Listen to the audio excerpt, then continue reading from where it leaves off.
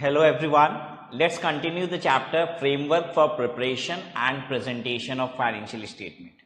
कुछ फ्रेमवर्क आपने देख लिए थे, कुछ और फ्रेमवर्क देखेंगे. एक बार आपके लिए रिपीट कर देता हूं. फ्रेमवर्क क्या चीज है? ये आउटर बाउंड्रीज है कि भाई इन चीजों पे ध्यान देना अकाउंटिंग स्टैंडर्ड बनाते समय. तो अगली चीज जिस पे ध्यान देना है वो है elements of financial statement. Financial statement के एलिमेंट्स क्या हैं? एसेट है, लायबिलिटी है, इक्विटी है, इनकम है, एक्सपेंस है. बैलेंस शीट तीन चीजों से बनता है. ये होती है इक्विटी, इसके नीचे लायबिलिटी और इधर होता है asset. Profit and loss account दो चीजों से बनता है. यहां होता है इनकम, यहां होता है एक्सपेंस. ये हो गई पांचों आइटम. यही पांच है एलिमेंट ऑफ फाइनेंशियल स्टेटमेंट. तो अब एक एक की बात कर रहा है कि भाई ध्यान दीजिएगा, जो एसेट की मूल डेफिनेशन है आपका अकाउंटिंग स्टैंडर्ड उस डेफिनेशन को चेंज ना कर दे. आप किसी ऐसी चीज को अपने स्टैंडर्ड में एसेट मत बोल देना जो एसेट नहीं हो सकती. एसेट क्या है ये बात क्लियर कर देते हैं. तो इसको ध्यान में रखते हुए अकाउंटिंग स्टैंडर्ड बनाना कि भाई ये आइटम ट्रीट होगा एसेट की तरह, आपने बोल दिया और पता चला जो एसेट की मूल डेफिनेशन है उसके वो विपरीत हो गया. तो आइए फ्रेमवर्क समझ लीजिए कि ये पांच चीज क्या है, ताकि जब आप स्टैंडर्ड बनाएं तो ये क्लैरिटी रहे. आप ये सब क्यों पढ़ रहे हो? ताकि आपको भी पता रहे कि जब अकाउंटिंग स्टैंडर्ड बनाया जाता है तो इन फ्रेमवर्क के दायरे में ही बनाया जाता है. ये चीजें चेंज नहीं हो सकती. कोई अकाउंटिंग स्टैंडर्ड ऐसा नहीं बन सकता है जो इस फ्रेमवर्क को ही चेंज कर दे. ठीक है, आइए. एसेट क्या चीज है? Resources regarded as an asset need not have a physical substance. सबसे इंपॉर्टेंट चीज कि एसेट का फिजिकल सब्सटेंस होना जरूरी नहीं है. आप भी बड़े अच्छे से जानते हैं कि एसेट कैन बी टेंजेबल और इट कैन बी इनटेंजेबल. तो पता चला कल को कोई आपने एक अकाउंटिंग स्टैंडर्ड बना दिया जिसमें आपने ये बात कह दी कि ये चीज दिखाई नहीं दे सकती, छुई नहीं जा सकती है, इसलिए ये एसेट नहीं है. ऐसा नहीं कर सकते आप. You will have to remember कि एसेट की जो मूल डेफिनेशन है वो खुद ही कहती है कि एसेट कैन बी टेंजेबल और इंटेंजेबल. तो you will have to remember it while framing an accounting standard. Next बात, asset is a resource controlled by an enterprise.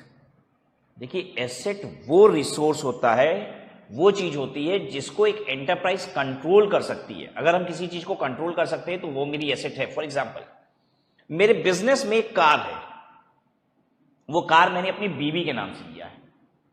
मेरे बिजनेस में एक कार है, वो कार मैंने अपनी बीवी के नाम से लिया है.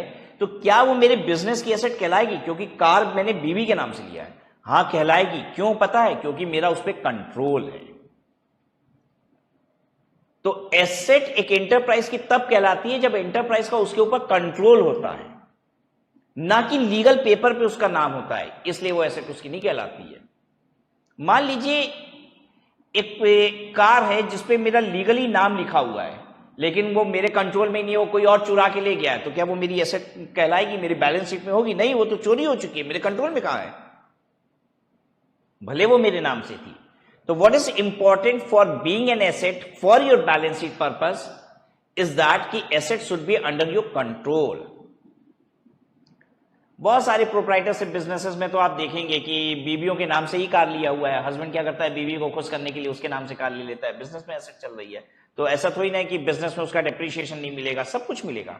वो बिजनेस की एसेट कहलाएगी क्योंकि उसका कंट्रोल है. Enterprise can control that asset.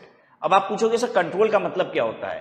Control का मतलब यह होता है कि अगर मैं किसी को भी उस चीज को इस्तेमाल करने के लिए कह सकता हूं, इस्तेमाल न करने के लिए मना कर सकता हूं.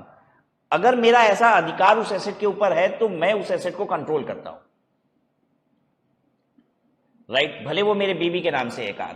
क्या मैं किसी को दे सकता हूं अगर कोई मांगे कि 2 घंटे के लिए कहीं कार लेके जाना है? हां. क्या मैं किसी को मना कर सकता हूं? हां, मैं मना भी कर सकता हूं.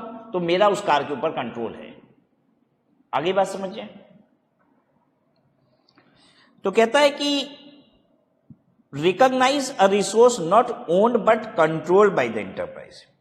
Legal ownership may or may not vest with the enterprise. Legal ownership के चक्कर में मत पड़िए, कंट्रोल के फोकस में पड़िए. यहां पे भी वो फाइनेंशियल लीज का एग्जांपल ले रहा है जो मैंने लास्ट क्लास में आपके साथ लिया था, फाइनेंशियल लीज में यही होता है कि भले एसेट का लीगल ओनर हम नहीं है, जो लेसर होता है मतलब जो लीज पे एसेट को देता है वो एक्चुअल में ओनर होता है कागजों पे, लेकिन रियल में तो ओनर कौन था? मैंने टेम्पो वाले केस में बताया, टेम्पो वाला रियल में ओनर है। एक बात बताओ, टेम्पो वाला जहां मर्जी लगा रहा है कि नहीं टेम्पो, ठीक है, अपने घर के आगे लगाता भी है, पूरा कंट्रोल उसी का है उस टेम्पो के ऊपर, जो मर्जी जैसे मर्जी वैसे यूज कर रहा है टेम्पो को, चलाना है आज चलाता है, नहीं चलाना है नहीं चलाता है, कौन बोल दे रहा है उसको? कुछ नहीं, तो पूरा कंट्रोल उसका है, राइट। तो वो क्या उसकी एसेट कहलाएगी? हाँ कहलाएगी, अकाउंटिंग की भाषा में उसी की एसेट कहलाएगी, कंट्रोल है तो एसेट तुम्हारा है।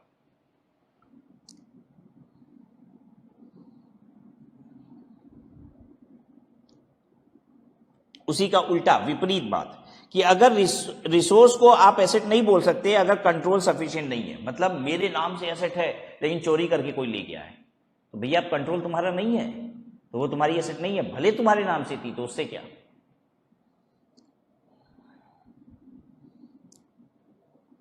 To be considered as an asset, it is probable that the resources generates future economic benefit. एक कोई भी रिसोर्स एसेट तभी कहलाएगा जब वो आपको फ्यूचर में प्रॉफिट दे सकता है, बेनिफिट दे सकता है, नहीं तो वो रिसोर्स नहीं कहलाएगा। क्लियर?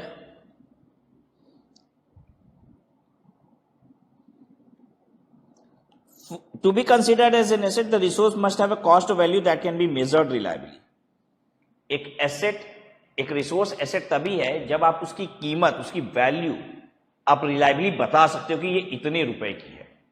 अगर आपके पास कोई ऐसी चीज है जिसकी कीमत ही आप नहीं बता सकते ये कितनी है, इसकी वैल्यू कितनी है, तो वो कोई एसेट नहीं है। आप उसकी कीमत बता सकते हो तभी वो आपकी एसेट है। देखिए अकाउंटिंग आप भी जानते हो, बहुत अच्छी सी बात, जिस चीज की कीमत निर्धारित नहीं हो सकती वो अकाउंट्स में आ ही नहीं सकता। इसका एक एग्जांपल मैं आपको बताता हूं, ये क्यों ये बात लिखी हुई है। जैसे कोई भी बात ना बहुत वेग नहीं होती, ऊपर ऊपर से नहीं होती, उसका एक मीनिंग होता है। मेरे पास एक एम्प्लॉय है जिसमें भरपूर काबिलियत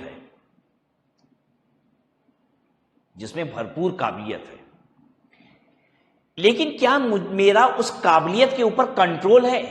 नहीं। कल को वो एम्प्लॉय चला जाए कंपनी छोड़ के तो उस काबिलियत पे मेरा कंट्रोल नहीं है, इसलिए वो काबिलियत मेरे लिए एक एसेट है। वो जो एम्प्लॉय है ना, उसकी जो काबिलियत है वो मेरे लिए एक प्रॉपर्टी, एक एसेट है, क्योंकि उसकी वजह से हम कमा पा रहे हैं। लेकिन क्या वो मेरी एसेट कहलाएगी? नहीं कहलाएगी। क्यों? नंबर वन, बहुत सारे कारण है इसमें, दो कारण है। नंबर वन, उसकी काबिलियत की हम वैल्यू नहीं लगा सकते। एक इंसान मेरे यहां काम करता है, उसके पास बड़ी सारी काबिलियत है, उस काबिलियत की कोई कीमत नहीं निकाल सकते। उस काबिलियत की क्या कीमत है, वैल्यू कितनी है, ये नहीं हो सकता। दूसरी बात, उस काबिलियत पे मेरा कंट्रोल भी नहीं है, कल को चला गया तो इसलिए वो एसेट नहीं है। आई बात समझ में?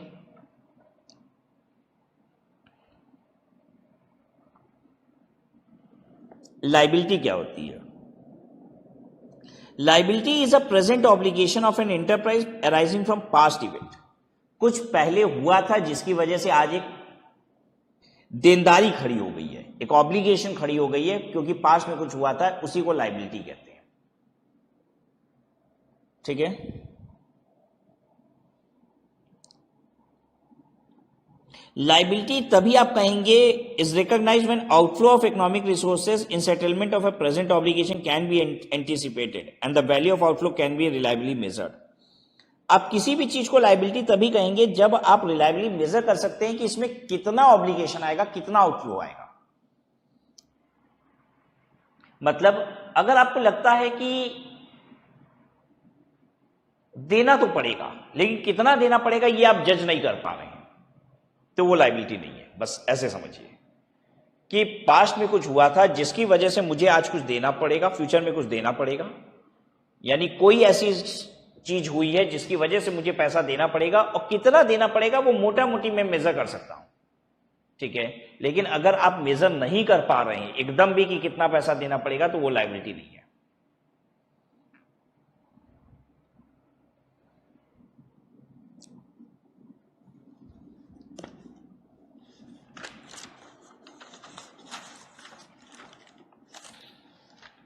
देखिए आगे देखिए,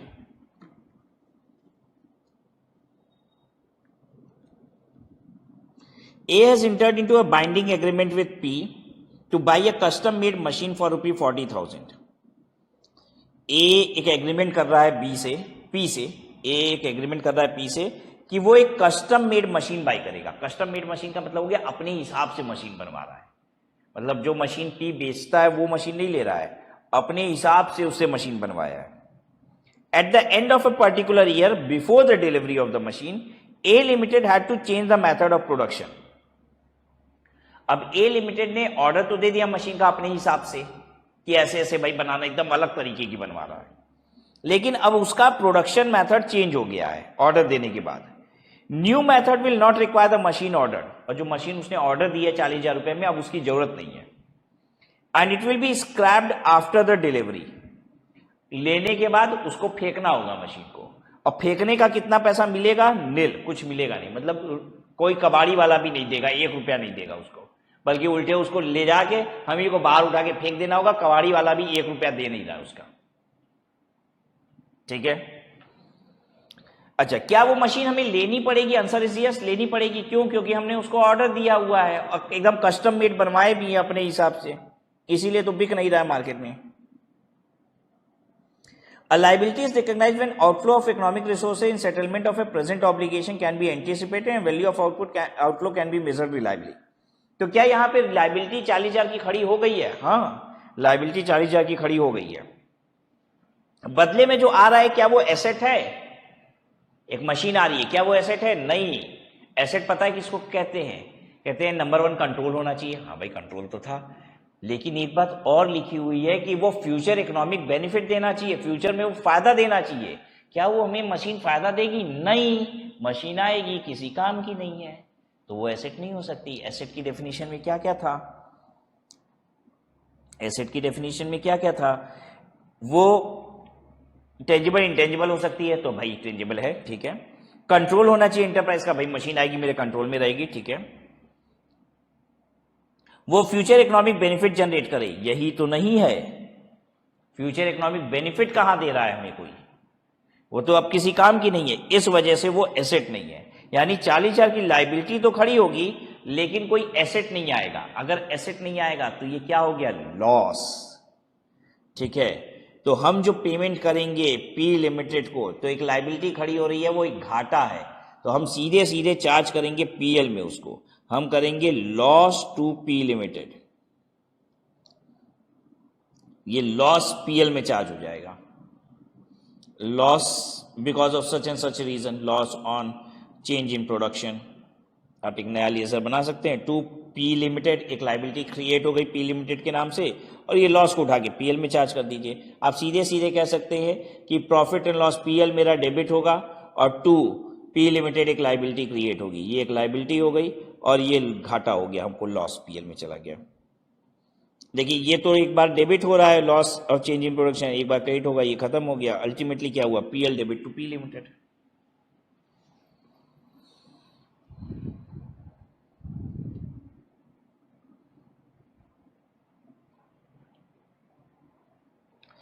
इक्विटी क्या होता है? एसेट माइनस लायबिलिटी इक्विटी होता है, जिसको आप कैपिटल भी कहते हैं। Asset minus liability is equity, या फिर आप कह लीजिए कैपिटल।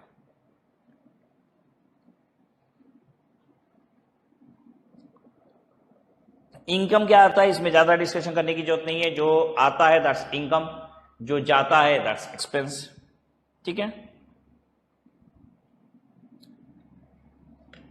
इसी पे ज्यादा फोकस करना है, प्रैक्टिकल क्वेश्चन भी यहीं पे बनता है। Asset minus liability is equity. एक एग्जांपल देखेंगे आपके साथ। Suppose at the beginning of an accounting period aggregate value of asset and liabilities and equity of the company आप 5, 2 एंड 3। एसेट 5 है, लायबिलिटी 2 है, तो इक्विटी 3 होगा ही, ठीक है।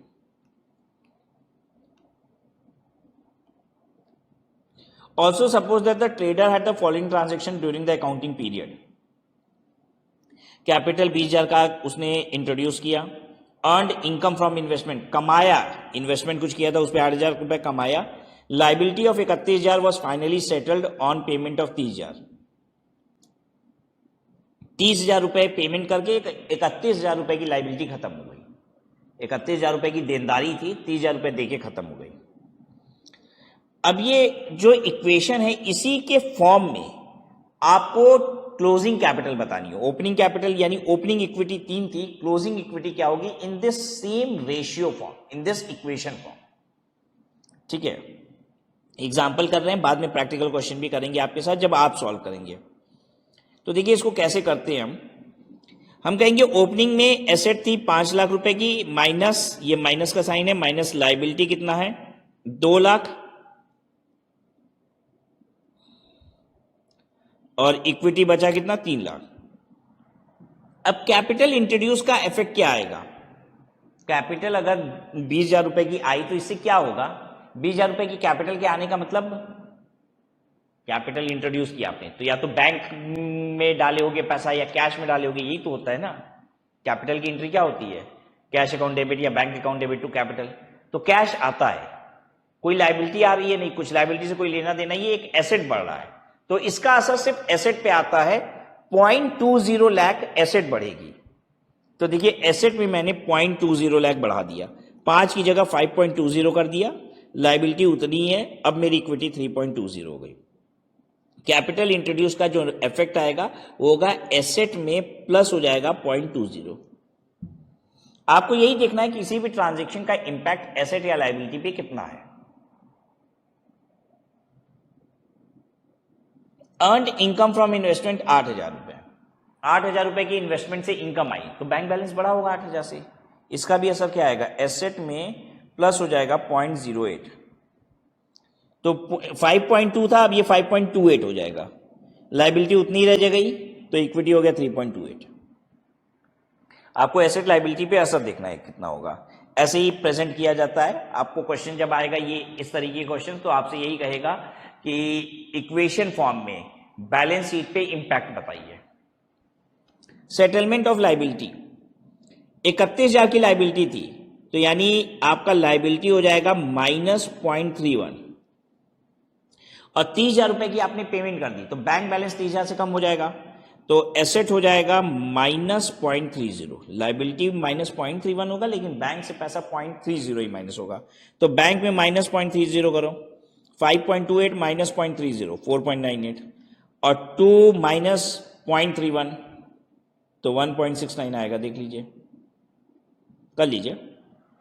5.28 एसेट था, अब इस ट्रांजैक्शन के बाद हम माइनस करेंगे एसेट में से 0.30, 5.28 माइनस 0.30 4.98 और लायबिलिटी कितनी चल रही थी हमारी 2 चल रही थी, लायबिलिटी माइनस कीजिए 0.31 तो 1.69 हो गया, तो आएगा 3.29। तो this is your closing equity after all this impact. ठीक है, ये तो प्रेजेंटेशन ऐसे करना था, अदरवाइज हमको सिर्फ अगर आंसर निकालना तो हम बहुत जल्दी निकाल लेंगे। हम कहेंगे 3 लाख रुपए की ओपनिंग कैपिटल थी, ओपनिंग इक्विटी, क्लोजिंग इक्विटी बतानी है, कैपिटल लाइव 20,000 रुपए की तो प्लस 0.20 इसमें कर दिए, इनकम इन्वेस्टमेंट से आई 8,000 रुपए की तो भाई कैपिटल बढ़ेगी 0.08, liability of 31,000 was finally settled on a payment of 30,000, 30,000 रुपया दे के 31,000 की लायबिलिटी सेटल हो गई, 1,000 का फिर फायदा हो गया, प्लस 0.01 3.29 आ गया आंसर।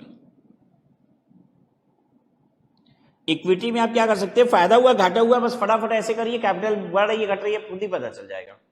20,000 कैपिटल आए ऐड कर दो, 8,000 रुपए का इन्वेस्टमेंट पे इनकम आया कैपिटल बढ़ गई, ठीक है। 31,000 की लायबिलिटी 30,000 में सेटल हो गई, 1,000 रुपए का यहां भी फिर फायदा हो गया, 1,000 और जोड़ दो, ठीक है। तो ये तो हमने ऐसे ही फास्ट ट्रैक कर दिया आपके लिए आंसर निकालने के लिए, तरीका यही है नीचे वाला।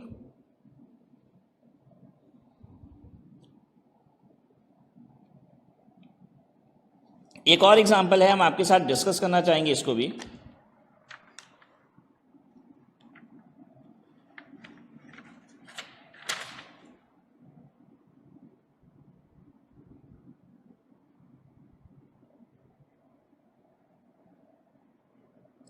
कंटिन्यूइंग एग्जाम्पल 4 है ये। तो देखिए सेम एग्जाम्पल को आगे कंटिन्यू कर रहा है। Suppose the trader had the following transaction during the period. चलिए देखिए वेजेस पेड 2,000, अब उसी ट्रांजेक्शन में और कह रहा है कि ये 3 बढ़ा दो, वेजेस पेड 2000, तो वेजेस पे करेंगे 2000 तो क्या होगा, एसेट माइनस होगी, मतलब बैंक से पेमेंट करेंगे या कैश पेमेंट करेंगे तो एसेट माइनस 2000 होगी। रेंट आउटस्टैंडिंग 1000, किराया 1000 का आउटस्टैंडिंग हो गया, तो लाइबिलिटी बढ़ गई 1000 से, लाइबिलिटी प्लस 1000। ड्राइंग 4000, ड्राइंग 4000 से भाई ड्राइंग कैसे करेंगे, बैंक या कैश से पैसे निकालेंगे, तो एसेट कम हो जाएगी 4000 से, एसेट माइनस 4000। तो कंटिन्यू करना है पुराने एग्जांपल, तो यहां तक तो हो ही चुका था 3.29 तक। फिर वेजेस पेड का हमने कहा एसेट 2000 से माइनस होगी, तो एसेट देखिए 2000 से माइनस कर रहे हैं, माइनस 0.02, लाइबिलिटी उतनी ही है, देखिए माइनस कर दीजिए 4.96 माइनस 1.69 तो आ जाएगा 3.27। रेंट आउटस्टैंडिंग, इसका हमने कहा था लाइबिलिटी 1000 से बढ़ जाएगा, तो लाइबिलिटी देखिए एसेट उतना ही रह गया, लाइबिलिटी 1000 से बढ़ गया। ड्राइंग माइनस 4000 है, तो 4.92 एसेट माइनस 4000 से होगा, तो 0.04 से माइनस कर दिया एसेट को, लाइबिलिटी उतना ही 3.22 हो गया। इंपैक्ट आप पहले लिख लीजिए, फिर फटाफट कर दीजिए, asset minus liability is equal to equity, asset और लाइबिलिटी में जो चेंज है वो करिए, बाकी इक्विटी अपने आप आते जाएगा।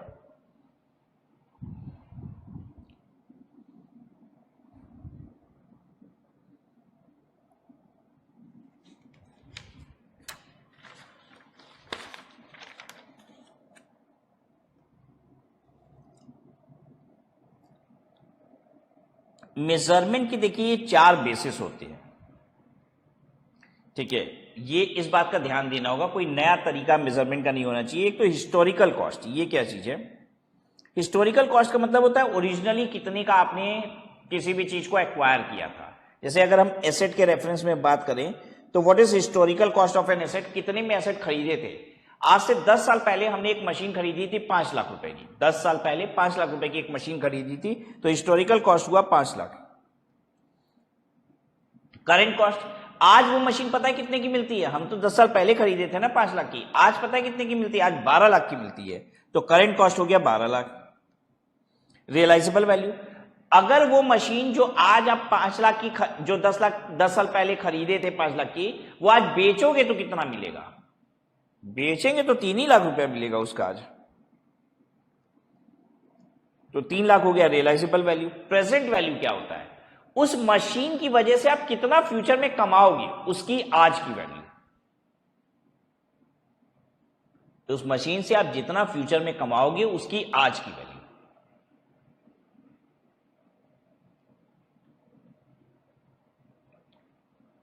समझे, फ्यूचर में कितना कमाओगे। अब मैं इस बात को समझाता हूं आपको, प्रेजेंट वैल्यू क्या होता है।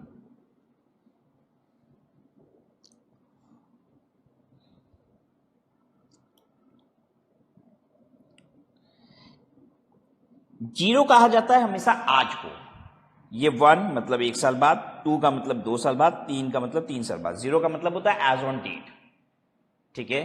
तो ये जो तैयार हुआ है ये क्या हो गया, ये 3 साल का पीरियड तैयार किए, ये 1 फर्स्ट ईयर है, ये सेकेंड ईयर है, ये थर्ड ईयर है। पता है उस मशीन की वजह से हम 5,000 रुपया यहां, 5,000 रुपया यहां और 5,000 रुपया यहां कमा सकते हैं।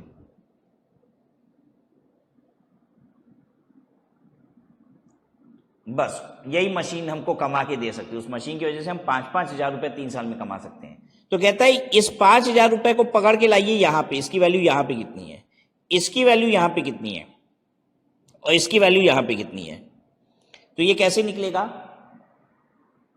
इस 5,000 रुपए में से 1 साल का ब्याज माइनस कर दीजिए, इसमें से आप इंटरेस्ट को घटा दीजिए, इंटरेस्ट ऑफ 1 ईयर लेस कर दीजिए, माइनस कीजिए इंटरेस्ट ऑफ 1 ईयर। इस 5,000 में से आप इंटरेस्ट माइनस कीजिए, माइनस इंटरेस्ट ऑफ 2 ईयर, और यहां से इंटरेस्ट माइनस कीजिए इंटरेस्ट ऑफ 3 ईयर।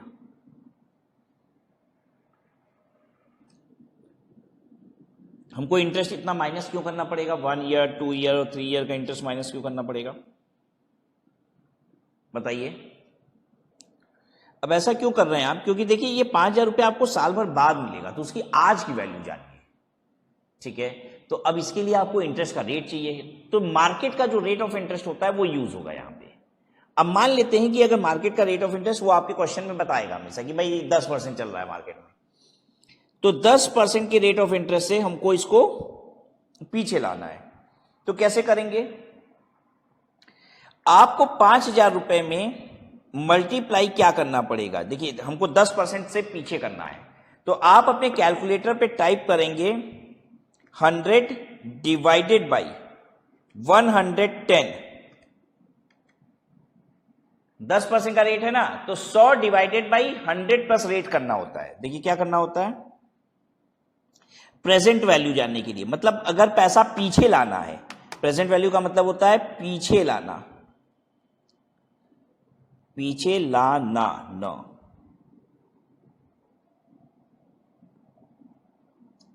पीछे लाना है पैसे को। ये देखिए ये आगे है ना, इसको हम पीछे खींच के ला रहे हैं, इधर ला रहे हैं, तो प्रेजेंट वैल्यू के लिए 100/100 प्लस रेट करते हैं। यही अगर आगे ले जाना होता है फ्यूचर वैल्यू आगे, तो आपने पढ़ा भी है 100 प्लस R/100 करते हैं। आपने पढ़ा था ना फ्यूचर वैल्यू की, आपको कंपाउंड इंटरेस्ट का फॉर्मूला अगर आपको याद हो तो, पता नहीं आपको याद भी है कि नहीं, 1 प्लस R/100 होता है। इसका मतलब क्या हुआ, 100 प्लस R/100। यही ना होता था कंपाउंड इंटरेस्ट, आप फॉर्मूला लगाते थे 1 plus R/100 to the power t, यहां पे टाइम होता था। अगर टाइम 1 है, एक ही साल है, तो बस ये होगा। तो ये फ्यूचर वैल्यू के लिए रेट ऊपर हो जाता है, प्रेजेंट वैल्यू में रेट नीचे आ जाता है। तो हमको यहां पे क्या करना होगा, 10% के लिए 100/110 करना होगा। ठीक है, करिए 100/110। इस पे होता है पावर 1, इसको 100/110 पे पावर हो जाएगा 2, इसका हो जाएगा 100/110 पे पावर 3।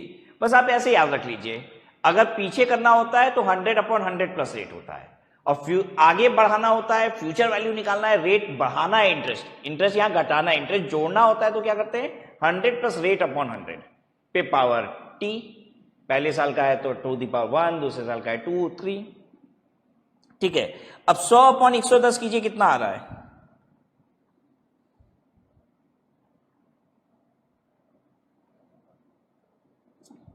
.909 आएगा। अच्छा, 2 दी पावर 2 कैसे निकाला जाता है, ध्यान दीजिएगा। आप करिए, अब पहले हम फिर से बताते हैं, 100/110 इजकल टू करिए 100/110 इजकल टू करेंगे तो क्या आएगा, 0.909। ठीक है, अब आप दबाइए इंटू इजकल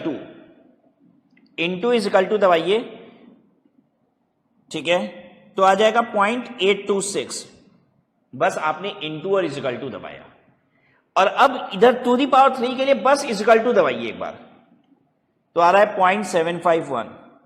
फिर इजकल टू दबा दीजिए तो 2 दी पावर 4 आ जाएगा, फिर इजकल टू दबा दीजिए 2 दी पावर 5 आ जाएगा। अच्छा, ऐसा क्यों? अगर आपने चाइनीज ब्रांड डुप्लीकेट कैलकुलेटर लिया है तो आपको इंटू एक बार दबाना था, लेकिन अगर आपका ओरिजिनल इंडियन कैलकुलेटर है, ओरिजिनल ब्रांडेड कंपनी का कैलकुलेटर है, ऐसे समझ लिए branded unbranded, if you have branded calculator with you, तो आपको 2 बार इंटू दबाना है। आप कहेंगे ये सब क्या नाटक है ही बेटा, ऐसा ही है। ठीक है, चलिए ये कैलकुलेशन एक बार फिर से आपको सिखाता हूं। सभी लोग मेरे साथ कैलकुलेटर पे करें 100/110, क्योंकि नीचे रेट हम ऐड कर दिए, तो आपका क्या 0.909 आया, सबका आया होगा, ब्रांडेड कैलकुलेटर वालों का भी, अनब्रांडेड कैलकुलेटर वालों का भी। ठीक है, अच्छा मैं ये क्यों बोल रहा हूं, देखिए मैं कोई अनब्रांडेड कैलकुलेटर यहां नहीं प्रमोट कर रहा, या मैं कुछ ये नहीं कह रहा हूं कि ब्रांडेड है अनब्रांडेड है। मैं जानता हूं बहुत सारे बच्चे घर में बैठ के परेशान हो जाएंगे, क्योंकि मैं अगर एक ही कैलकुलेटर के हिसाब से बात बता दिया, आप कहोगे मेरा आ नहीं रहा है सर, जो बता रहे हैं गलत बता रहे हैं। अब आप इसके बाद कीजिए, दूसरे साल का जानना है तो इंटू इजकल टू, कितने सारे बच्चों का 0.826 आ गया। अगर आपका 0.826 आ गया तो समझ लीजिए आपका अनब्रांडेड कैलकुलेटर है, आपका सही हो गया। अब जितने लोगों का 0.826 नहीं आया वो वापस से करें, आपका ब्रांडेड कैलकुलेटर है, आपके लिए फॉर्मूला दूसरा लगेगा। ठीक है, आप करिए 100 divided by 110 is equal to, और अब दबाइए 2 बार इंटू 2 बार 1 2 और इज इक्वल टू दबाइए, ठीक है, तो 0.826 आ जाएगा। और फिर इसके बाद सभी को इक्वल टू दबाना है, बस इक्वल टू दबा दीजिए 0.751,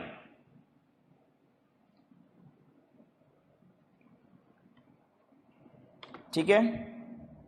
कैसे किया मैंने, हम बता दें आपको, 100 divided by 110 is equal to, तो ये फर्स्ट ईयर का आ जाता है, ये आ जाएगा फर्स्ट ईयर का, ठीक है। फिर इसके बाद इसमें इंटू इज इक्वल टू दबाना है, ठीक है, और यही इंटू ब्रांडेड वालों को 2 बार दबाना पड़ता है, तो आ जाएगा सेकेंड ईयर। और फिर इसके बाद इक्वल टू दबाएंगे तो आएगा थर्ड ईयर, फिर इसके बाद इक्वल टू दबाएंगे तो आएगा फोर्थ ईयर। देख लीजिए,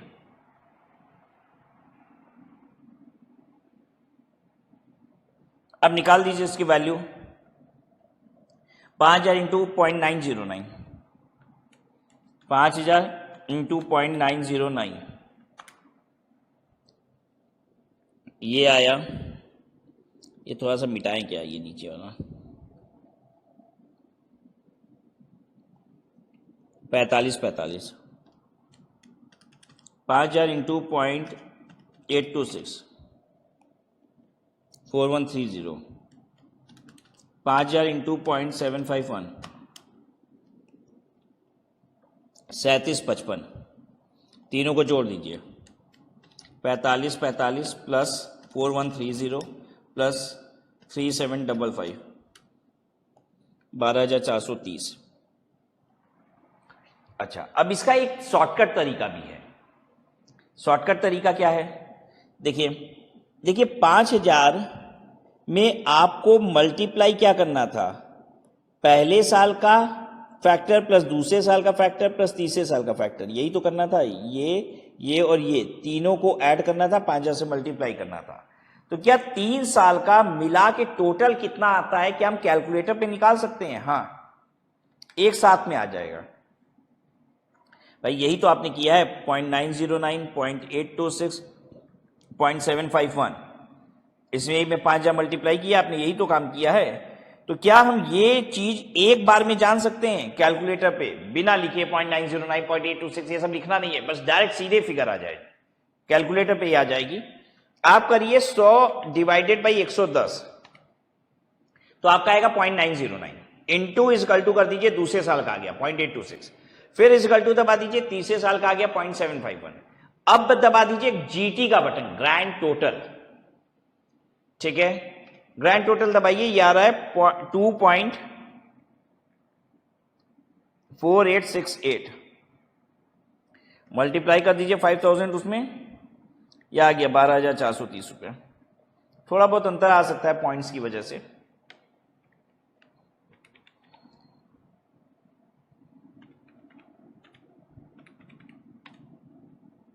₹434 आ रहा है, ये सब पॉइंट्स की वजह से, क्योंकि इसके पॉइंट के बाद ना कई सारी डिजिट होती है ना, हम लोग वो तो कंसिडर किए नहीं है। ये उतना एक्यूरेट आएगा जितना पॉइंट के बाद जितनी ज्यादा डिजिट लोगे। अभी फिलहाल यहां पे 34 आ रहा था, कोई फर्क नहीं पड़ता इतने से। तो ये हो गई आपकी एसेट की वैल्यू, ठीक है। जीटी बटन, अच्छा, अब बहुत सारे बच्चे के कैलकुलेटर में ना जीटी बटन नहीं होगा, तो आप लगोगे परेशान होने। तो मैं आपसे रिकमेंड करूंगा, ठीक है, गुजारिश करूंगा कि आप एक कैलकुलेटर खरीदिए जिसमें जीटी का बटन है, क्योंकि आपको फाइनेंशियल मैनेजमेंट भी पढ़ना है। फाइनेंशियल मैनेजमेंट में भी ये कैलकुलेटर जो आपके पास है काम नहीं आएगा, जीटी का बटन वहां भी ग्रैंड टोटल का बटन चाहिए होगा, ठीक है। अकाउंटिंग में भी यहां परेशानी होगी बहुत सारी कैलकुलेशंस में, तो आप एक कैलकुलेटर हो सके तो नया ले लीजिए।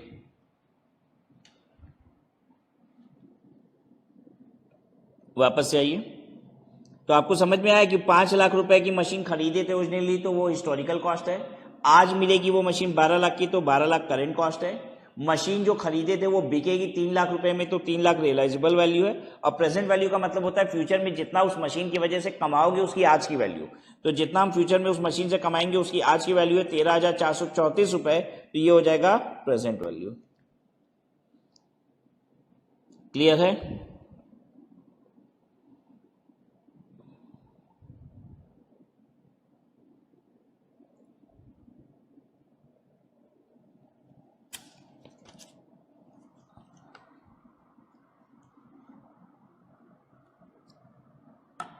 तो ये सब आप देख लीजिएगा, एग्जाम्पल्स भी हैं उसके साथ। मैं उन एग्जाम्पल्स को ज़्यादा फोकस नहीं कर रहा हूँ बिकॉज यू ऑलरेडी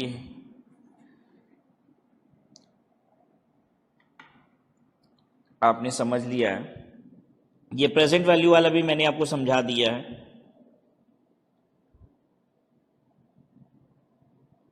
फिर भी प्रेजेंट वैल्यू का एक एग्जाम्पल करेंगे हम आपके साथ।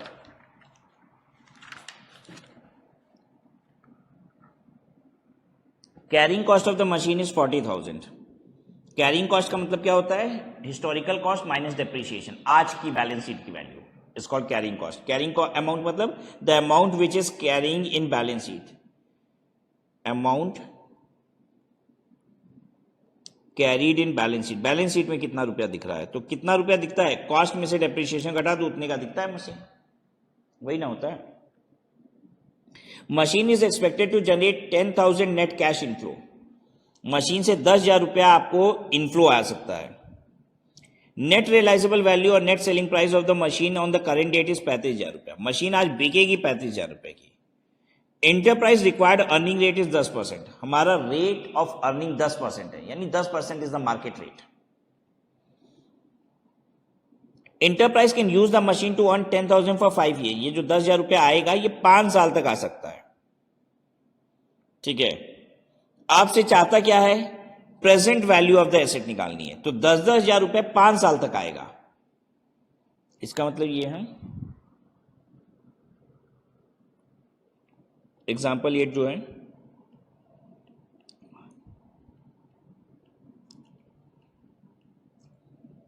जीरो 1 2 3 4 5। 10,000 पहले साल पे आएगा, 10,000 दूसरे साल पे आएगा, 10,000 तीसरे साल पे आएगा, 10,000 चौथे साल पे आएगा, 10,000 पांचवें साल पे आएगा।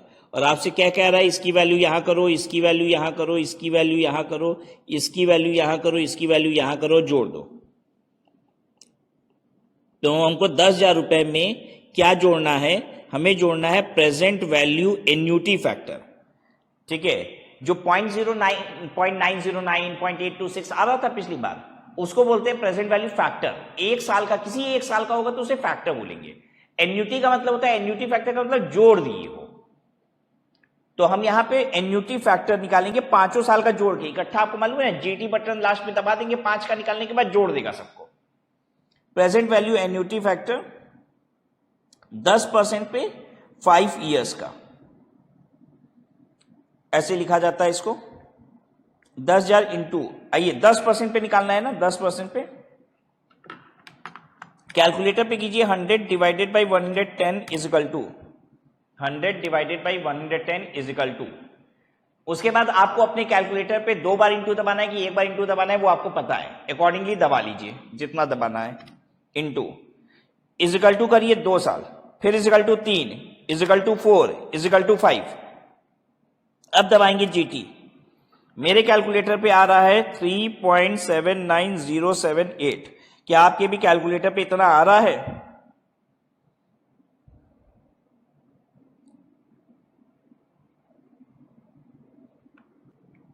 इंटू कर दीजिए 10,000, 37,907 रुपया 86 पैसा है। तो 37,907 रुपया 8 रुपया जो भी लिख लो। तो ये हो गई आपकी प्रेजेंट वैल्यू 37,907 रुपया। आपके मॉड्यूल में आ रहा है 37,900 रुपया, क्योंकि इन्होंने 3 डिजिट बस लिए। अगर मैं यहाँ 3 डिजिट लेता 3.790 तो बस होता था 37,900। ठीक है,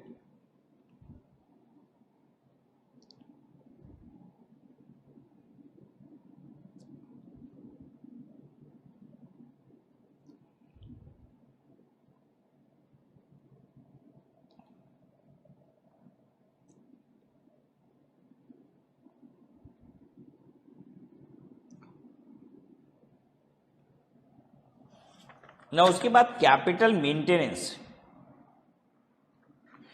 financial capital maintenance at historical cost और financial capital maintenance at current purchasing power. ये क्या चीज है?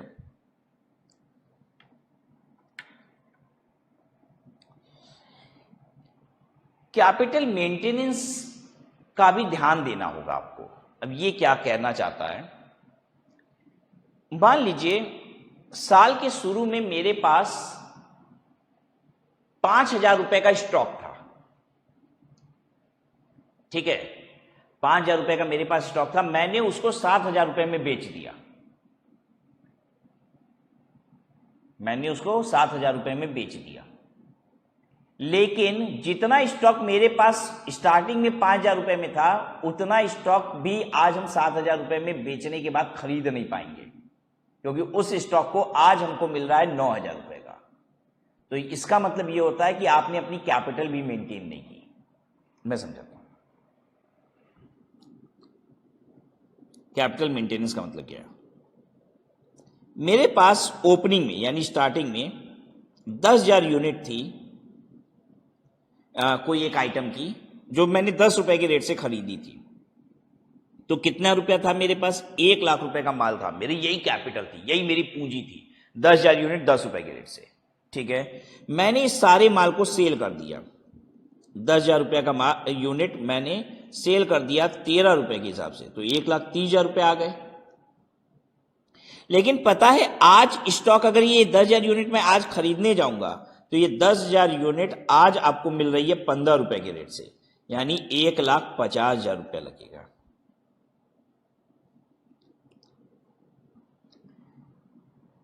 ठीक है, यानी आज अगर हम सच पूछिए तो मेरे पास 1,30,000 रुपए है। हम कितनी यूनिट खरीद सकते हैं 1,30,000 रुपए? 15 रुपए की एक यूनिट है।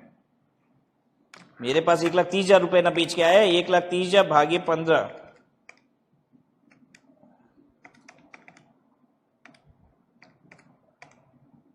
हम करीब 8,666 यूनिट ही खरीद पाएंगे। I be able to buy only 8,666 units. तो यानी इससे आपने अपनी कैपिटल खत्म कर ली। साल के ओपनिंग में मेरे पास 10,000 यूनिट माल थी, आज जितना पैसा उतने से सिर्फ 8,666 यूनिट ही खरीदोगे, तो कैपिटल मेरी इरोड हो गई, मेंटेन नहीं हो पाई। समझ रहे हो? इसको ऐसे देखा जाता है कि भाई मेरे पास साल के अंत में कितना है, 1,30,000 रुपया बैंक में बैलेंस है, माल बेच दिए, ठीक है। मेरे पास शुरू में जितना माल था उसकी आज की कीमत कितनी है? 1,50,000 रुपया। तो हम कहेंगे बल्कि साल भर में हमको 20,000 रुपया का घाटा हो गया, कैपिटल का घाटा हो गया, 20,000 रुपए की कैपिटल मेरी खराब हो गई। आप समझ नहीं पा रहे हो, ये प्रॉफिट लॉस वाला मुद्दा नहीं है, ये कैपिटल का मुद्दा है। कैपिटल को ऐसे बोला जाता है कि भाई मेरे पास 10,000 यूनिट थी, ठीक है, 10 रुपए के रेट से 1,00,000 का माल था, मैंने तो 1,30,000 में बेच दिया, तो मेरे पास से माल गया 1,00,000 रुपए का, आया कितना? 1,30,000 का बैंक बैलेंस आया। लेकिन जो मेरे पास पहले दिन था वो अगर हमें आज लेना हो तो कितने का ले पाएंगे? वो तो लेने के लिए 15,00,000 रुपए लग जाए, 1,50,000 रुपए लग जाएगा 10,000 यूनिट। तो मेरे पास कैपिटल 1,30,000 की है, लेकिन स्टार्टिंग में जितना माल था उसकी वैल्यू 1,50,000 रुपए थी आज की तारीख में। जब 1,30,000 रुपए बैंक बैलेंस आया ना, तो इस समय अब वैल्यू इतनी हो गई। तो साल के अंत पे देखा जाए तो मेरी 20,000 रुपए की कैपिटल कम हो गई, मैं अब 10,000 यूनिट खरीद तक नहीं पाऊंगा। मेरे पास साल के शुरू में 10,000 यूनिट थी, आज मेरे पास 8,666 यूनिट ही होगी, जितना पैसा है मेरे पास। तो that's called capital has not been maintained.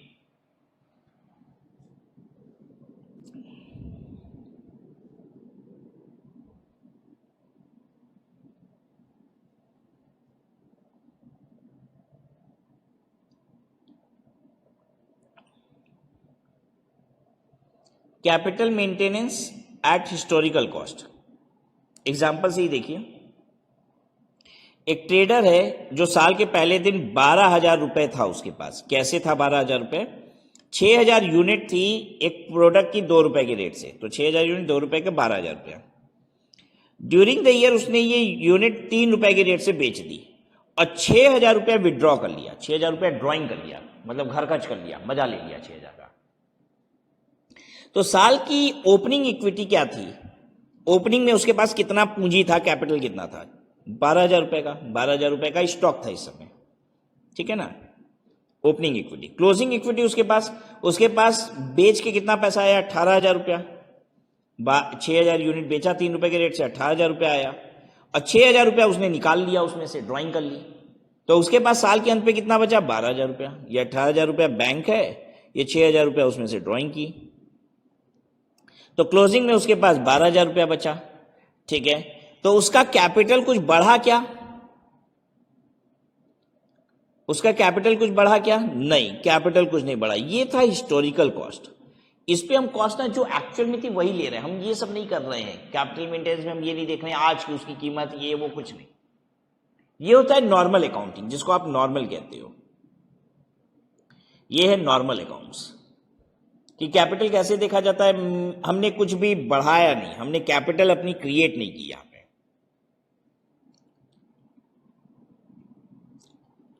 अब दूसरा एग्जांपल देखिए, जहां पे financial capital maintenance at current purchasing power. Current purchasing power का मतलब होता है इन्फ्लेशन, महंगाई को देखते हुए,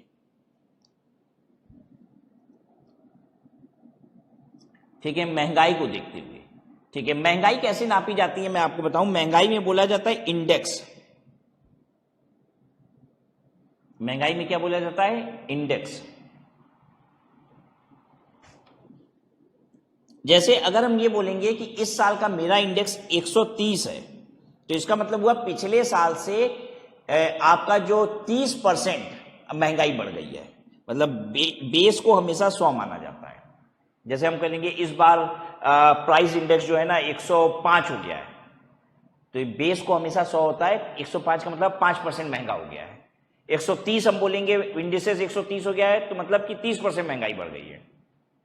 120 बोलेंगे यानी 20% महंगाई बढ़ गई है। बेस को हमेशा 100 माना जाता है, महंगाई को बोलने का ये तरीका होता है, ठीक है।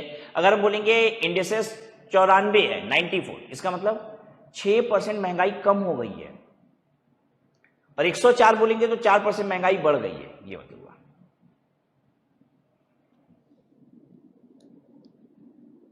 अब महंगाई के इफेक्ट के साथ कैसे देखा जाता है ये समझिए। ओपनिंग इक्विटी यहां पे कह रहा है कि suppose that the average price index at the beginning and and was 100 120, यानी साल के अंत पे 20% महंगाई बढ़ गई। 100 से 120 होना, और अगर वो बताता भी नहीं ना बिगिनिंग पे 100 है, तो भी आप एज्यूम यही कर लेते 100 बेस है, ठीक है। और इस बार कितना हो गया 120, यानी 20% महंगाई बढ़ गई। यानी जो इन्वेंट्री थी 2 रुपए की, वो पता है ईयर एंड पे कितने की है, 20% बढ़ा दो 2 रुपए पे, 2 रुपए 40 पैसे की हो गई। तो ओपनिंग इक्विटी हमारे पास थी 12,000 रुपया, ठीक है। लेकिन कितना, 6,000 यूनिट था मेरे पास 2 रुपए के रेट से। लेकिन आज की प्राइस के हिसाब से आपका 12,000 का माल नहीं था। आज करंट प्राइस के हिसाब से, महंगाई के हिसाब से आपके पास उस समय, आज की महंगाई के हिसाब से आपके पास साल भर पहले जो माल था वो था 6,000 इंटू 2 रुपए 40 पैसा, 14,400 का माल था। आज तो माल 14,400 का ही है ना, ठीक है। आज तो अगर आप 6,000 यूनिट आज खरीदोगे तो महंगाई बढ़ गई है ना, 2 रुपए 40 पैसे का मिलेगा।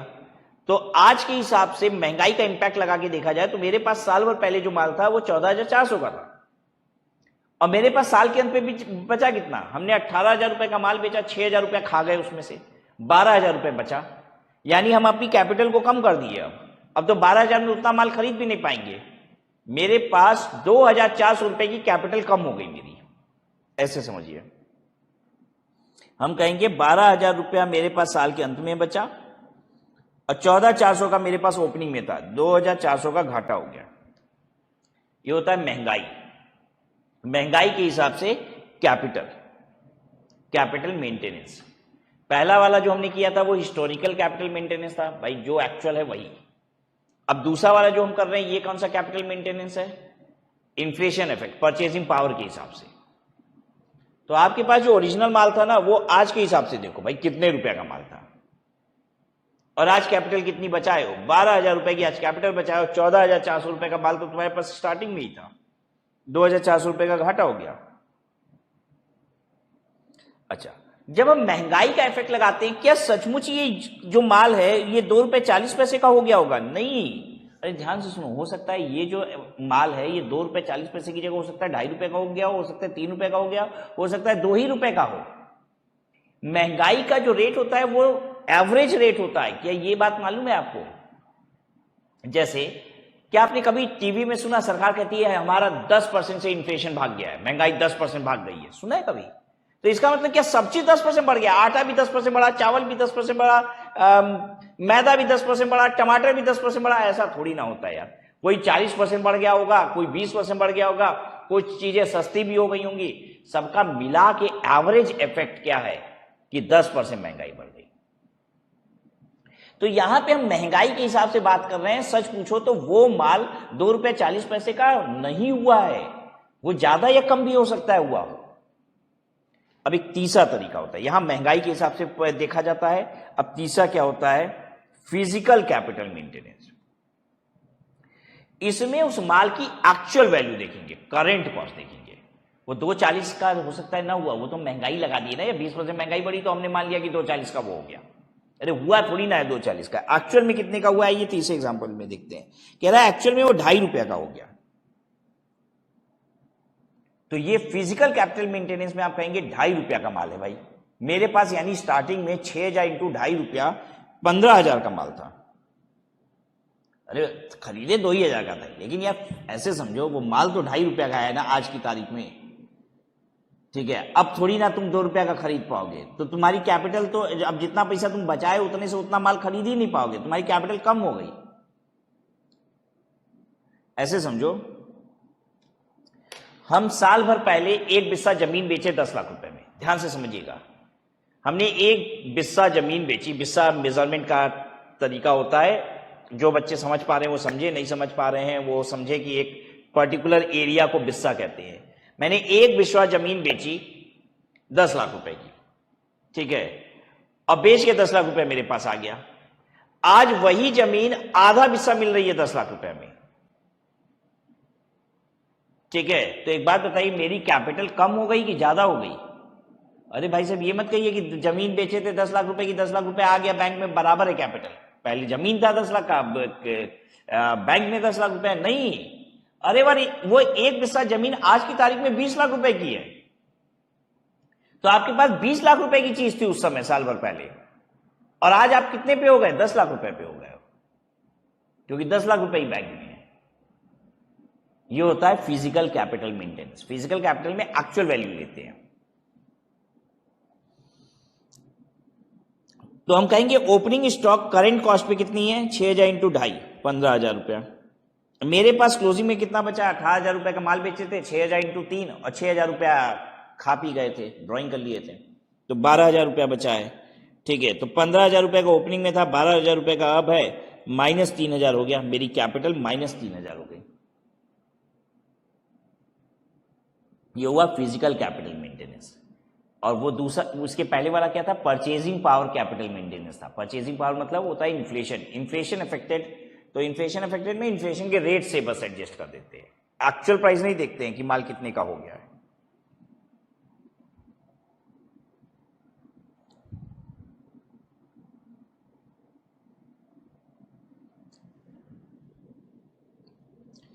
तो बस इतना सा ही था इस चैप्टर में। अब कुछ एमसीक्यूज हैं, कुछ प्रैक्टिकल प्रॉब्लम है, आइए फटाफट वो भी सॉल्व कर लेते हैं।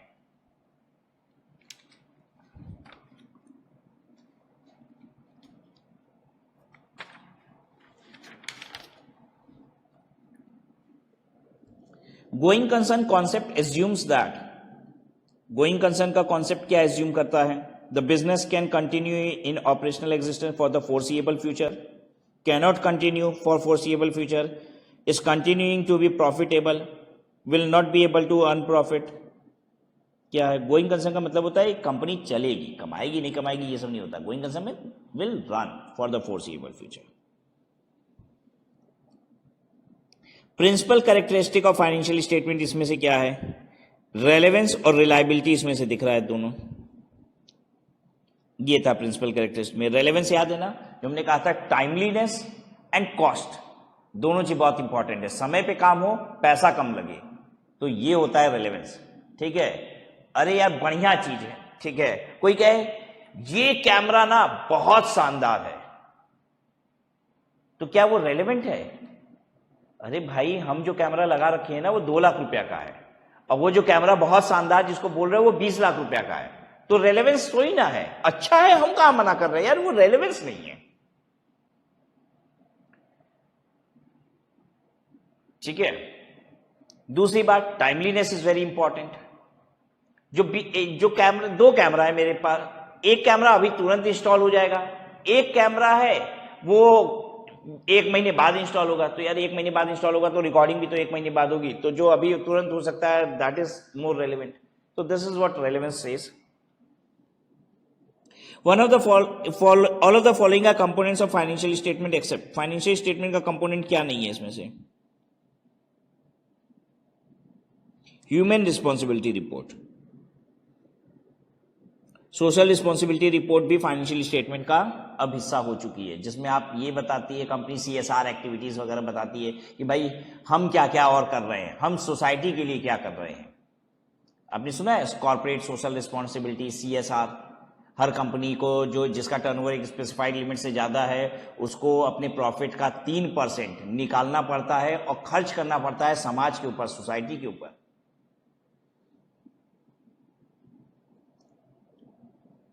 An accounting policy can be changed if the change is required. Accounting policy आप बदल सकते हैं if the change is required by statute or accounting standard for more appropriate presentation of financial statement A or B। क्या है? Accounting policy आप तभी बदल सकते हैं जब कोई कानून कहता है, आप बेटर प्रेजेंटेशन कर सकते हैं। Both A and B is correct.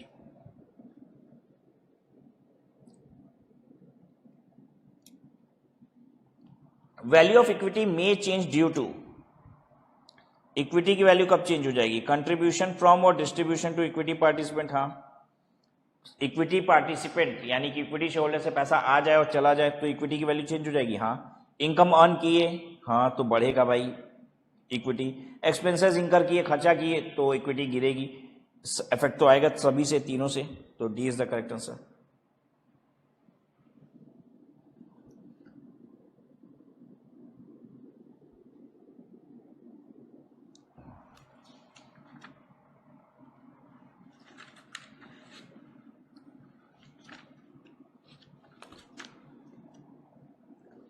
Mohan started business on 1 April 2021 with 12 lakh represented by 60,000 unit of 20 each. ठीक है। During the financial year ending he sold the entire stock for 30 each. ठीक है। In order to maintain the capital intact, calculate the maximum amount which can be withdrawn by Mohan for 21-22 if financial capital is maintained at historical cost। Capital maintain करने के 3 तरीके हैं, एक होता है historical cost, एक होता है परचेजिंग पावर इन्फ्लेशन के हिसाब से, और तीसरा होता है करेंट कॉस्ट एकदम। ठीक है। तो यहां पे हम हिस्टोरिकल कॉस्ट की बात कर रहे हैं, मतलब इन्फ्लेशन वगैरह, करंट प्राइस, ये सब कुछ नहीं देखना है।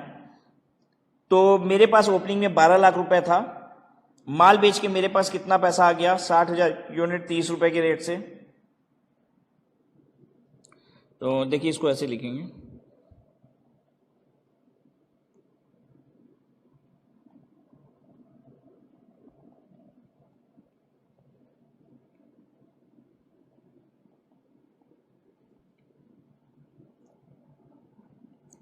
Opening equity 60,000 into 20 is equal to 12 lakh. Closing equity हमने वो 60,000 यूनिट बेच दी थी 30 रुपए के हिसाब से, तो मेरे पास बैंक बैलेंस आ गया था 18 लाख रुपए का। ठीक है। तो कैपिटल इंटैक्ट रखनी है, मतलब जितना ओपनिंग था उतना ही क्लोजिंग था, क्लोजिंग करना है। तो to keep capital intact,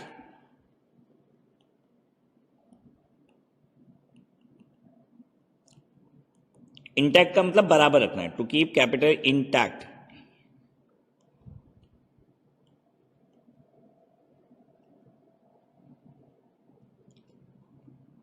we can withdraw, कितना विदड्रॉ कर सकते हैं? 18 लाख माइनस 12 लाख,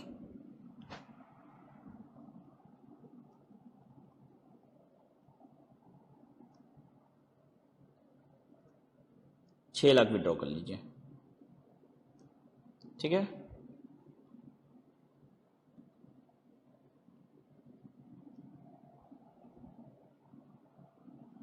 लिख लीजिए।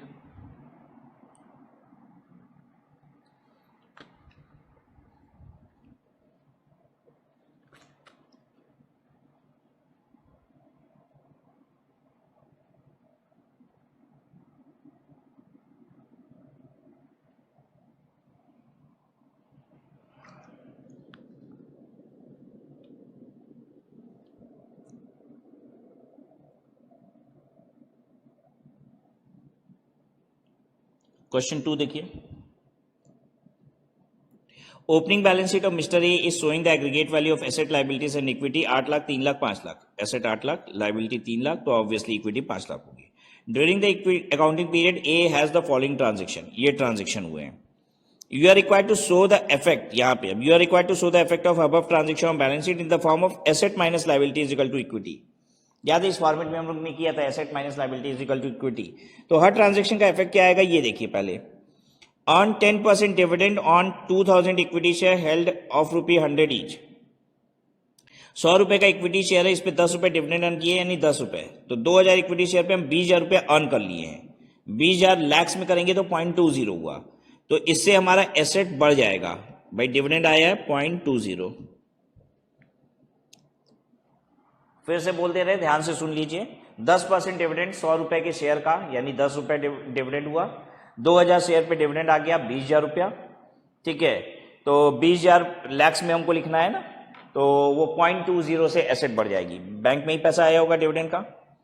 50,000 paid to creditor for settlement of 70,000। 50,000 आपने क्रेडिटर को पे किया, तो एसेट यानी बैंक बैलेंस माइनस हो जाएगा -0.50। लेकिन लाइबिलिटी जो है वो आपकी माइनस हो जाएगी 0.70, क्योंकि क्रेडिटर 70,000 रुपए का पे कर दिए 50,000 रुपए में।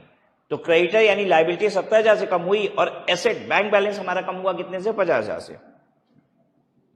Rent of premises is outstanding 10,000 रुपए, किराया 10,000 रुपया बकाया हो गया, यानी लाइबिलिटी बढ़ गई मेरी 10,000 से, लाइबिलिटी प्लस 0.10।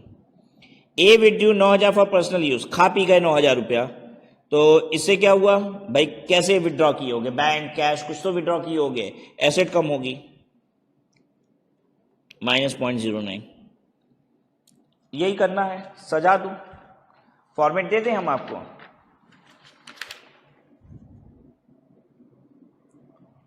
आठ माइनस 3 इजकल टू 5 और ये सब इफेक्ट लगाते जाओ। Answer 2, effect of transaction on balance sheet.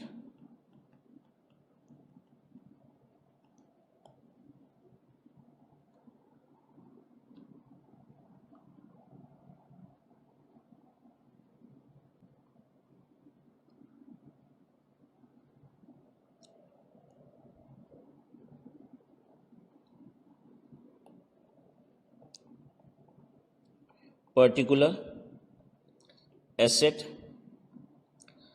Liability, asset minus liability is equal to equity. Opening पहले तो लिख दीजिए, 8 माइनस 5 इज इक्वल टू 3, यही है, ठीक है। अब आगे एक एक ट्रांजेक्शन। पहला डिविडेंड अर्न था, फर्स्ट डिविडेंड अर्न,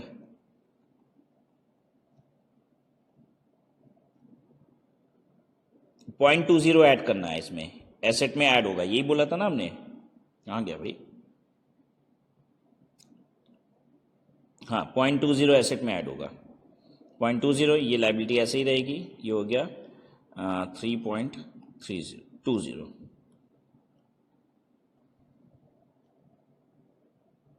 वो उल्टा लिख रहा है क्या? लाइबिलिटी 3 थी, इक्विटी 5 है।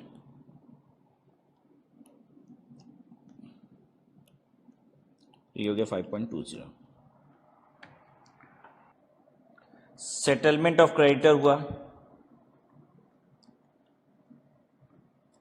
इसमें हम लोग ने क्या बोला था? एसेट से 0.5 माइनस होगा और लाइबिलिटी से 0.7।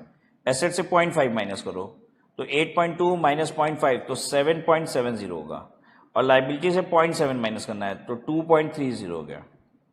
तो 7.70 माइनस 2.30 कितना हो गया? 5.40।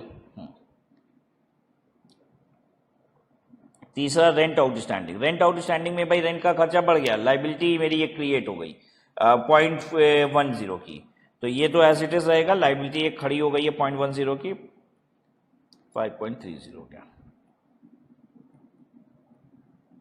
7.70 माइनस 2.40।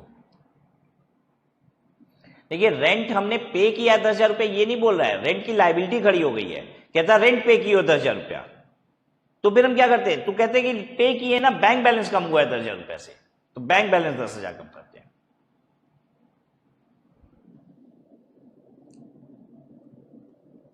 ड्राइंग, ड्राइंग आपकी कितनी हो गई 9,000 रुपए की, तो भाई बैंक या कैश से ही खत्म होगा, 7.61 हो गया 0.09, और ये 2.40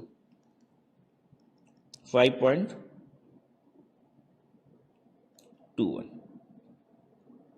हो गया।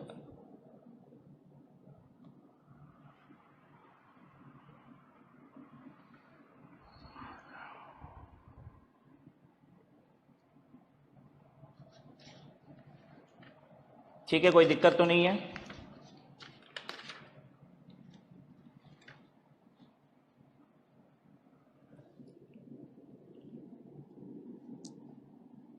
अब आइए तीसरा क्वेश्चन देखिए। Balance sheet of Anurag trading company on 31 March 2021 is given below. 21 नहीं, X1 इज गिवन बिलो।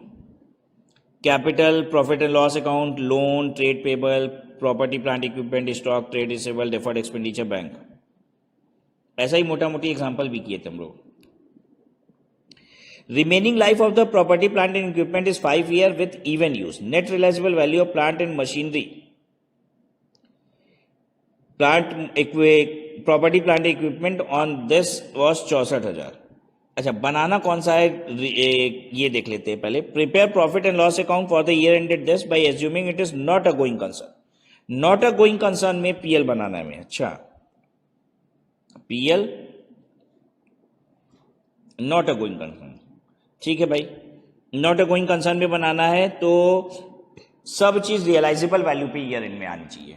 तो डेप्रिसिएशन कितना होगा, 64,000 रुपये ईयर एंड पे एसेट की वैल्यू है, और ओपनिंग में 69,000, तो 5,000 रुपया डेप्रिसिएशन होगा। सेल्स ये रही, परचेज ये रही, कोई दिक्कत नहीं है इसमें। स्टॉक की कॉस्ट और एनआरवी स्टॉक की दी हुई है, तो भाई स्टॉक की एनआरवी ली जाएगी, net realisable value. Realisable value 38,000 रुपये है, तो यही स्टॉक की वैल्यू है, क्लोजिंग स्टॉक। डायरेक्ट एक्सपेंस इतना था, ठीक है, डाल देंगे। डेफर्ड एक्सपेंडिचर 4 सालों में अमोर्टाइज होता है, 5,000 पर साल के हिसाब से, ठीक है। तो ये तो भाई पूरा 15,000 रुपया पूरा उड़ाना होगा ना, सब पूरा खत्म करना होगा। ये 15,000 रुपया पूरा उड़ाना है, पीएल में चार्ज हो जाएगा, खत्म करना है ना, कंपनी बंद हो रही है। Out of the trade receivable worth 10,000, collection of 4,000 depend on successful redesign of certain product already supplied to the customer. 10,000 रुपये का ट्रेड रिसीवेबल है क्या? हाँ, 10,000 रुपये का ट्रेड रिसीवेबल है। कह रहा है कि इसमें से 4,000 रुपया तभी आएगा जब आप एक कस्टमर को प्रोडक्ट दे चुके हो, उसको वापस से लेके सही करना होगा, रीडिजाइन करना होगा। तो अब तो कंपनी बंद हो रही है, ये सब करेंगे नहीं, तो 4,000 रुपया मेरा बैड डेप्ट हो जाएगा, प्रोविजन। क्लोजिंग ट्रेड पेबल 10,000 रुपया है, which is likely to be settled at 95%। मतलब पेबल हमारा 10,000 रुपया है, लेकिन 500 रुपया कम देना पड़ेगा, 95% ही देना है, तो 95% का मतलब हुआ 9,500। 500 रुपये मेरी इनकम हो जाएगी यहाँ। There is a prepayment penalty of 2,000 रुपया, तो ये खर्चा हो गया, लोन पेनाल्टी 2,000 रुपये की, ठीक है। बनाया पीएल।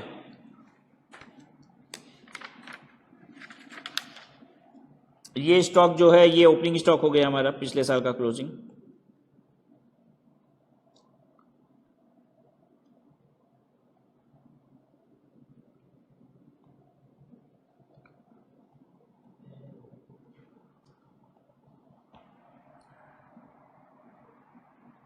चलिए प्रॉफिट एंड लॉस अकाउंट देखिए।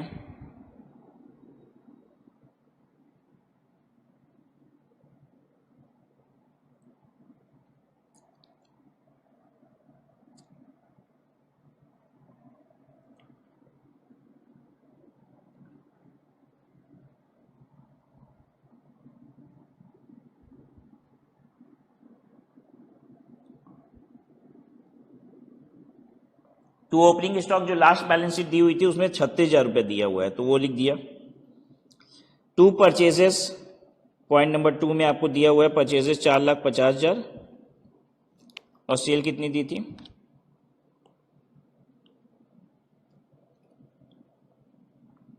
परचेजेस 4,50,000 और सेल्स जो है वो 5 लाख रुपए है।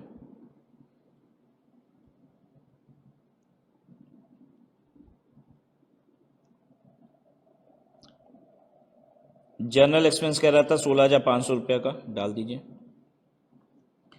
पॉइंट नंबर 2 में डेप्रिसिएशन आपने कैलकुलेट किया, नहीं कौन से पॉइंट में किया था? 1 पॉइंट में ही 5,000 रुपये depreciation. Provision for bad and doubtful debts, ये कितने का था? 4,000 रुपया। डेफर्ड एक्सपेंडिचर, सिंस कंपनी बंद हो रही है ना, पूरा चार्ज कर देंगे, नहीं तो 55,000 रुपया करके चार्ज करते हैं हर साल, 15,000 रुपया पूरा चार्ज कर देंगे। लोन पे हमको पेनाल्टी देनी पड़ जाएगी, लोन पेनाल्टी 2,000 रुपया।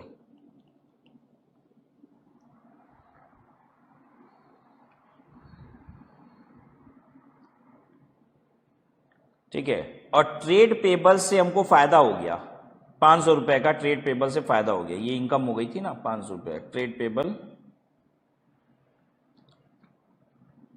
क्लोजिंग स्टॉक हम लोग रियलाइजेबल वैल्यू पे लेंगे 38,000 रुपया। अब देख लीजिए क्या आ रहा है बैलेंसिंग फिगर, ये हो गया नेट प्रॉफिट।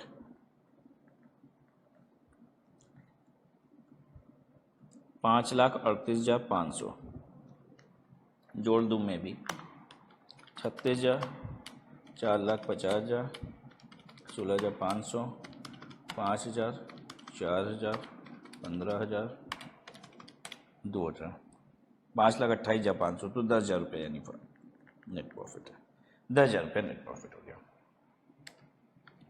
ठीक है,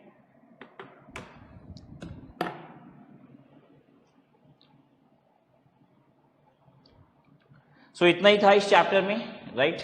इस क्वेश्चन के साथ साथ हम लोग ने इस चैप्टर को भी कंप्लीट कर लिया है, right. So see you in the next class with a new chapter. Bye bye.